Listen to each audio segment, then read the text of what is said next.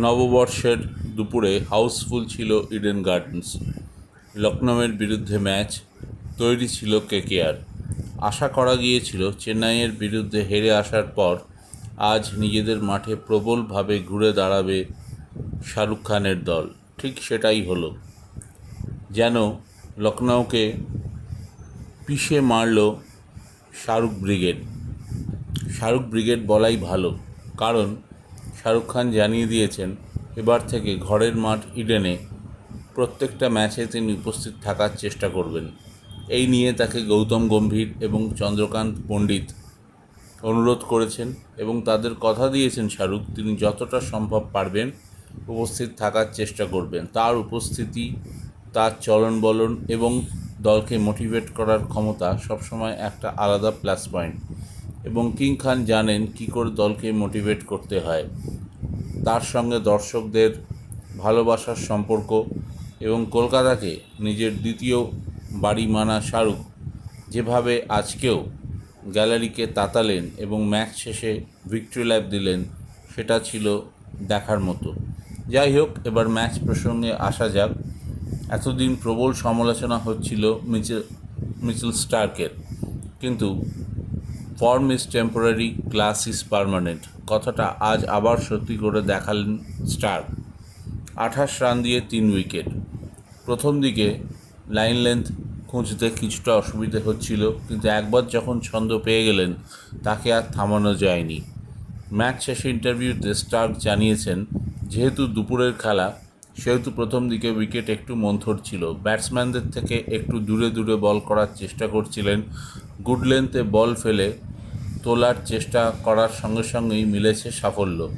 তবে এর ফলে তিনি অতিরিক্ত আত্মবিশ্বাসী হতে রাজি নন এবং জানিয়েছেন নিজের সেরাটা এখনও বাকি আছে। ভরসা রেখেছিলেন গৌতম গম্ভীর, চন্দ্রকান্ত পণ্ডিত, তার দাম দিয়েছেন স্টার্ক। আসলে তিনি ওয়ার্ল্ড ক্লাস বোলার, সেটা এর আগে একাধিকবার প্রমাণ করেছেন। তবে আইপিএলে এসে মানিয়ে নেওয়াটা সহজ নয়, আর বিশেষ করে তিনি যখন 5 বছর পর আইপিএল খেলছেন, সেটা একটা ফ্যাক্টর হয়েছে। তবে আজ স্টার্ক কেকেআর সমর্থকদের ভরসা দিয়েছেন এবং বুঝিয়ে দিয়েছেন তার ওপর তারা বাজি ধরতে পারেন বাকি ম্যাচে। আচ্ছা, এবার আসা যাক ফিল সল্টের কথায়। এই ইংরেজ ওপেনার যেভাবে খেলেছেন তার জন্য কোনো প্রশংসাই যথেষ্ট নয়। প্রথম বল থেকেই আক্রমণ করে গিয়েছেন লখনউ বোলারদের। 47 বলে 79 রানের ইনিংস সেটাই প্রমাণ করে। 14টি বাউন্ডারি, 3টি ওভার বাউন্ডারি, প্রায় 190 স্ট্রাইক রেট। অসাধারণ বললেও কম বলা হয় তার এই আক্রমণাত্মক ব্যাটিং, এবং সবচেয়ে বড় কথা তিনি ওপেনিংয়ে ধারাবাহিকতা দেখাচ্ছেন। এই নিয়ে চলতি আইপিএলে দ্বিতীয় হাফ সেঞ্চুরি হয়ে গেল তার। যেভাবে চলছেন তাতে লাক ভালো থাকলে 17 রানও পেয়ে যেতে পারেন।